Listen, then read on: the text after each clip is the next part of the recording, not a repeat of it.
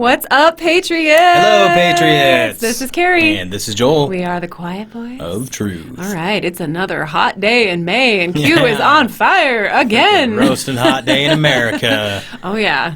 So, first and foremost, big shout out to our subscribers. Thanks for being there with us, guys. Heck we really appreciate it. We love you guys. Absolutely. And another quick shout out to President Donald Trump. President Trump. How about that, Patriots? He signed an executive order to rein in social media. Woo, woo. The order would cut federal funding for companies that engage in censorship and remove liability protections. That is awesome, right, Patriots? Heck yeah. It is, I love our president. Another wonderful day under President Trump's America. We love this. Definitely. All right. We're going to get started with posts from the 24th, starting with post 4310, May 24th, 2020, 11:35 a.m. Welcome to the shadow presidency of Barack Hussein Obama. Or Barry Soetoro, as we Anons know him. Yep. All right, so we've got a picture here of the now famous CYA email from Susan Rice to Susan Rice.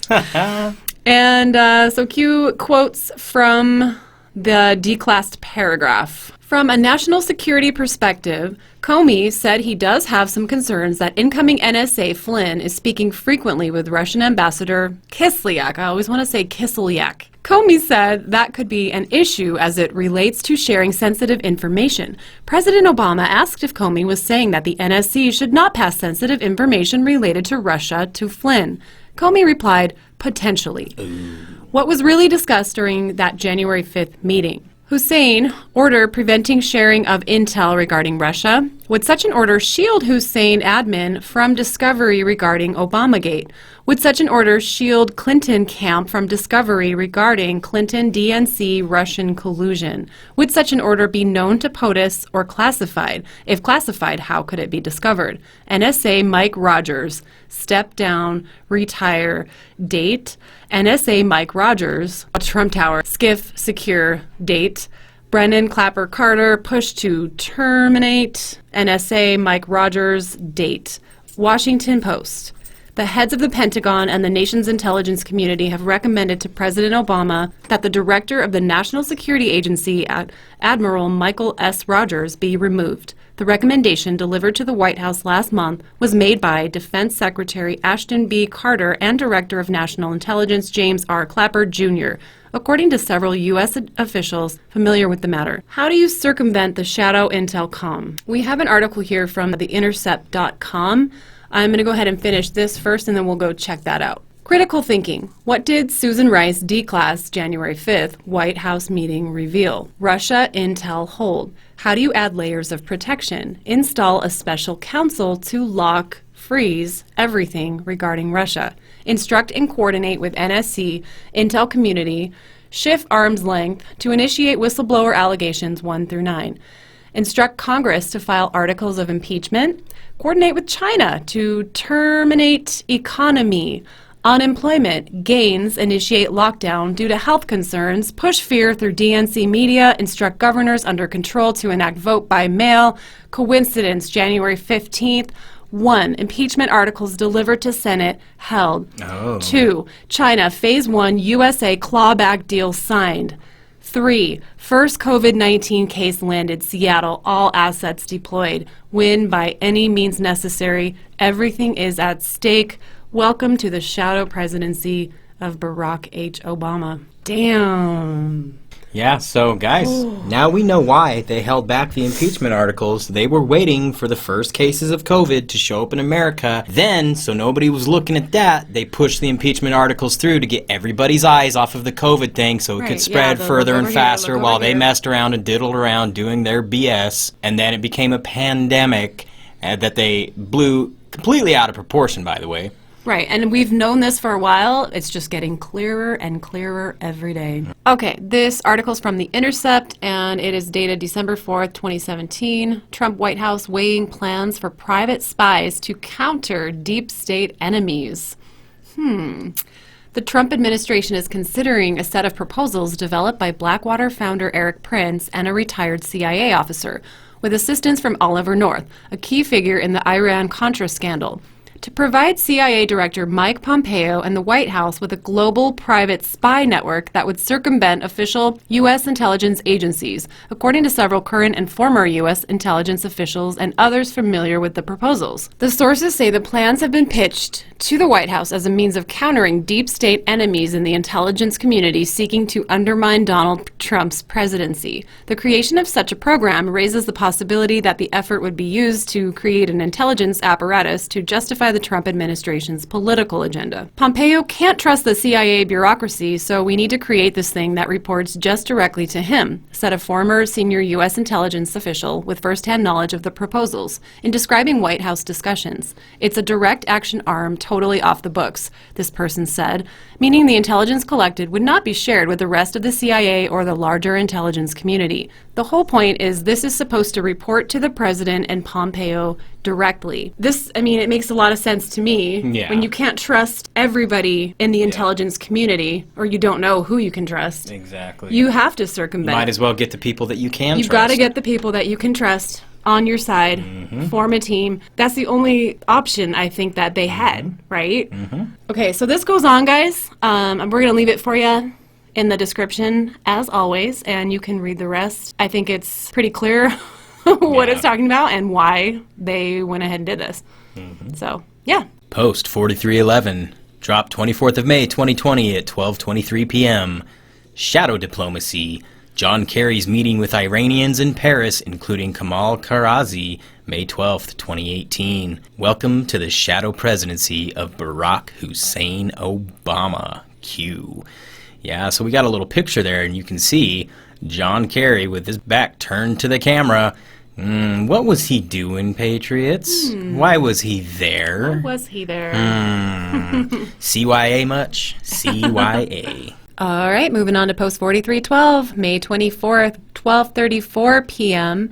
And this is probably at least the fifth or sixth time that we have seen this particular graphic on the Q board. So we don't need to go through it again, but Q is definitely putting that there repeatedly for a reason, so that we continue to think about the fact that China was on lockdown for how long? 16 days. 16 days. Wuhan was on lockdown for 76 days. How long have we been on lockdown, guys? So we don't want to forget that. We're just starting to come out of it. Oh, on an awesome note, we were finally able to go back to our the gym today, which opened up. So, yay! So awesome. we are slowly getting back to normal life. Well, the majority of the country, I think, not everybody. If you're on a place that's pretty much still on lockdown, I feel for you. We feel for you, and you're gonna get through it. We're gonna get through it together. It's gonna be okay. All right. So the link down here, guys, it goes to a dictionary. It goes to a Cambridge dictionary, and it basically pulls up a definition of common sense. Some people need that. Which is the basic level of practical knowledge and judgment that we all need to help us live in a reasonable and safe way. Common sense. Post 4313, dropped 24th of May 2020 at 1:21 p.m. Barack Obama's weaponization of government.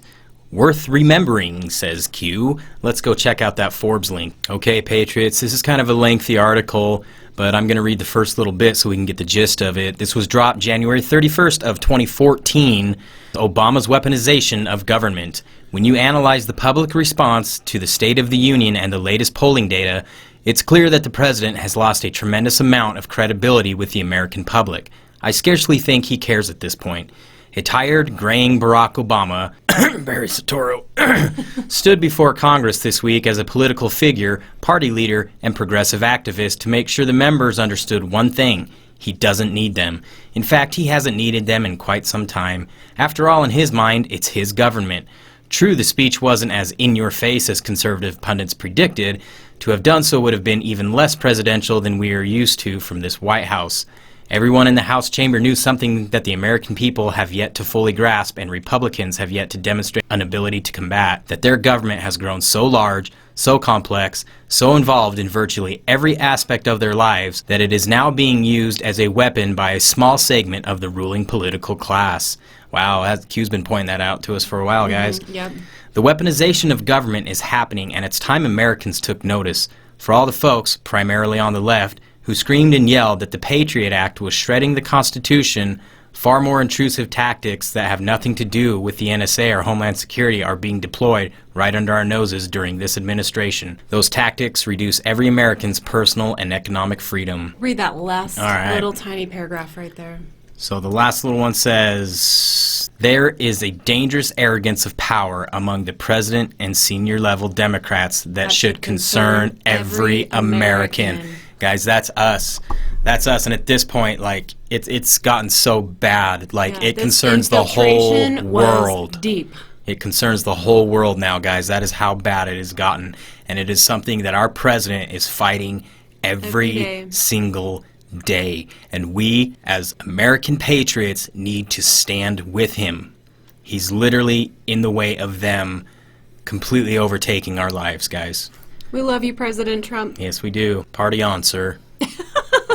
All right, post 4314, May 24th, 1:56 p.m. Obama shadowed Trump's travels around the globe, meeting with foreign leaders before and after Trump. Now, why would he want to do that? What's up with that, Barry? The shadow presidency. We have an article from The Guardian we're going to look at real quick. Okay, this is a Guardian article from May 24th, 2017. Trump debuts in Europe as Obama returns to stir nostalgia for the old days. Yes. Oh, I'm sorry. Those days are over, buddy. Yeah. Coinciding visits, although unintentional. Yeah, right. Unintentional. Yeah. Serve to highlight Europe's radically different view of the incumbent president and his painfully missed predecessor. Hey, just real quick, I'm just looking at the picture here. Does it look like Michelle is growing her beard out, or is that just shadows? I can't really tell. No, honest question. I can't really tell. Oh my goodness. But okay, well, anyway. let's move on. It just looks good on her, that's all I'm saying. Donald Trump makes his European debut as U.S. president this week, just as his predecessor, Barack Obama, returns to the continent for his first visit since relinquishing the White House in January. While apparently unintentional, there's that word again, the coinciding visits serve to highlight Europe's radically different view of the two men. A Pew Research Center survey last June found 77% of Europeans had confidence in Obama and 9% in the man who has now succeeded him. The contrast will come into sharp focus on Thursday when the current and former presidents have parallel public engagements in Europe, providing a split-screen comparison between their extreme differences. Okay, most likely Barack was just following him around, trying shadow to presidency. make sure literally in every sense of the word, shadowing him before knew and that after. all their deals were still going to be in place. Yep. And trying to, That's exactly what was going on. sugarcoat everything, and it's all going to be okay. Shady, and, shady, yeah, shady. some shady stuff. We will leave. That is what we call suspect. We'll leave this for you guys. Yeah. Post 4315, dropped 24th of May 2020 at 2 p.m. Obama met world leaders in India and China weeks after Trump's visit. The shadow presidency. Q. Let's go check out that little article. Okay, Patriots. So this takes us to an article from The Independent. I think the title speaks volumes here, so I'm not gonna read the article. It says Obama to meet world leaders in India and China weeks after Trump's visit. The title says it all. We'll link it in the description so you guys can go check it out. It's kind of a short one, but honestly, the title really sums this one up. Right. The shadow presidency. And it is from Tuesday, the 28th of November, 2017. Yeah. Post 4316, May 24th, 3:09 p.m. Modeling shows coronavirus pandemic in U.S. could be over by November. Oh, weird. Fear not, all will be well right after the election. How convenient. That's very convenient. Is this about the virus or the election? I kind of actually see this also as Q saying, fear not, all will be well right after the election. I don't know. I see it sarcastically. That could be too. Because if we go to the tweet, let's look at that tweet, and we can see this lovely model that they're talking about. Okay, so this is from QAnon 2020 at 2020 QAnon. Modeling shows coronavirus pandemic in U.S. could be over by November.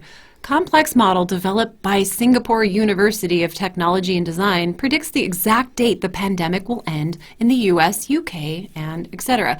Look, guys, it's right after the election. Oh, wow. 11/11/2020. Weird. You mean right here? That's weird. That's kind of convenient. Yeah, if you ask me. It's very convenient. I mean, it would have been even more convenient if they were like, it'll end on November 5th. They didn't want to be that obvious. Yeah, I guess. It But couldn't be how that dumb obvious. do they think people are? But you know what, guys? When President Trump wins the election Again. on November 3rd of 2020, everything will be okay. So maybe Everything will be it was okay after the sarcastic election. and real. It's like sarcasm and real life. Like, yeah, Q works on a lot of levels like that. Right. Post 4317 dropped 24th of May 2020 at 5:20 p.m. How the Democratic Party, DNC, and MSN con the people. We have a link to a Twitter account, but let me read this from Q first. How do you change the narrative if facts are not on your side? You make them up. How do you con in the kill box the people? 1. Form Congressional Black Caucus, 1971, compartmentalized label. 2. Recruit and control black community leaders, net worth each, asking what are the net worth of the black community leaders. 3. Alter, change, modify history in classrooms regarding Democratic Party history. 4. Use corporate DNC media, MSM, in the kill box. Push con, use 1, 2, 3, and 4 to drive echo chamber, false, idiotic, narrative, bad, pro-slavery, Democrats, switch to Republican Party, and good anti-slavery Republicans switch to Democratic Party. Welcome to the Democratic Party. So basically they were saying, well, no, it's the Republicans who are always the bad guys. And so they were trying to change history in schools and stuff and make it seem like the Republicans were always the bad ones. But if you actually know history and have read it, it is quite the opposite. Right, That's known as projection. But the history that we all learned in our classrooms as children, we did learn this false history, guys. Yeah. I mean, I know I did. Well, I mean, it it says right here, alter, change, modify history in classrooms regarding the Democratic Party history. They absolutely did that. They lied to us. Yeah, well, let's check out this Twitter account. I think it'll explain it a lot better for people. All right, Patriots, this comes from ProggerU at ProggerU. The Democrats were on the wrong side of just about every meaningful controversy of the past 200 years. Let's check out this little video. Since its founding in 1829, the Democratic Party has fought against every major civil rights initiative and has a long history of discrimination. The Democratic Party defended slavery, started the Civil War, opposed Reconstruction, founded the Ku Klux Klan, imposed segregation, perpetrated lynchings, and fought against the Civil Rights Acts of the 1950s and 1960s. In contrast, the Republican Party was founded in 1854 as an anti-slavery party. Yep. Its mission was to stop the spread of slavery into the new Western territories with the aim of abolishing it entirely. Wild West. That's where we live, babe. Yep. Yep. So we were lied to. It's pretty interesting facts being dropped right there, people. All right, post 4318, May 24th, 2020, 5:32 p.m. Only when information, truth, becomes free, uncontrolled, will people awaken. Only when information, truth, becomes free, uncontrolled, will people awaken to the levers of control placed upon them. Only then will people find the will to change. Only then will people regain control, power. Q. Yep. Moving right along, post 4319, dropped 24th of May 2020 at 5:56 p.m. The MSDNC is dead. Nobody is buying what you are peddling, selling any longer. The MSDNC is dead. Q. So let's check out that Twitter account and then we'll check out the YouTube video. All right. This tweet comes from Catty K at Catty K. This headline is brutal. It's also accurate, says you, Catty K. That's what I think of you. On weekend dedicated to war dead, Trump tweets insult. So it's the Washington Post. So first off, let me say that it's just a pile of horse crap. And let's check out that YouTube video. On Saturday, former President Barack Obama went golfing at the Robert Trent Jones Country Club in suburban Virginia. He's a member there. Obama was driven to the course about 40 miles from his home in the District of Columbia by a government chauffeur. Here's a picture of it from Politico. If you look, you can see that Obama is clearly enjoying himself, and honestly, why wouldn't he be? It's beautiful out on the links and airy. You'll notice there aren't many people around, and that's because both Virginia and Washington, D.C. are still under quarantine. Everybody else is locked at home, as they have been for more than a month. But not former President Obama. For him, golfing at his country club was an essential activity. Now, 2 days later, after this picture was taken, the beleaguered residents of Washington, D.C. began to receive a public service announcement on their phones. The message had been recorded at the request of the D.C. government by Barack Obama's wife, the former First Lady, Michelle Obama. Here's what the message said. Oh, that dude. Remember, we urge you to stay home except if you need essential health care, essential food or supplies, or to go to your essential job. Stay home, except for essential health care, essential food, essential jobs. That is Michelle Obama's message to you. It didn't seem to occur to her that those standards might also apply to her family. And that's why she didn't mention essential trips to your country club. Wow, can we say hypocrisy? All right, post 4320, May 24th, 6:03 p.m. This post is a little frustrating to begin with. So basically, an Anon on the board reposted the Q drop that we read earlier, the one that says, "Fear not, all will be well." Fear not, all will be well right after the election. Is this about the virus or the election? And then, so this Anon says, here we are. Not all will be right after Durham. I think they meant I think they meant Q is quelling until the Democrats steal the election. What the F does the election have to do with justice? Okay, so this Anon sounds a little frustrated. Don't let your emotions get the better of you. We can't do that. Marathon, guys, remember, marathon. Okay, and then we have here a link to Webster Dictionary. Reread drops regarding COVID-19 virus and the election. Last line should clarify. Is this about the virus or the election? Sarcasm. Is it going to read it? So, if it takes us to the definition of sarcasm, which I'm pretty sure we're all aware of what this definition is. Sarcasm. So yeah, just in case anybody didn't know, Q linked this so we would understand that Q was being sarcastic. Sarcasm. Post 4321, dropped 24th of May 2020 at 6:08 p.m. The original Anons were referred to as autists, a compliment to their cognitive abilities. An Anon on the board said, "I'm sorry you had to explain that. This board isn't what it was."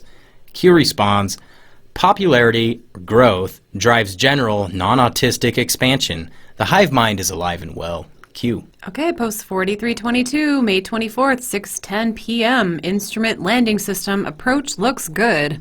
And Anon says, "Damn right, Q. We're on course on glide path. Anons are on it." Yeah. And Q says, "ILS approach looks good." So that's Yes, it does. That's comforting, right? Yes, it is. Or is it sarcastic? Just kidding. Well, if Q has to explain that, then like that's a pretty bad deal. All right, guys. I think we're gonna wrap it up for this one. Absolutely. Quick shout out to all of our subscribers. Once again, you guys are the reason that we're here. Yes.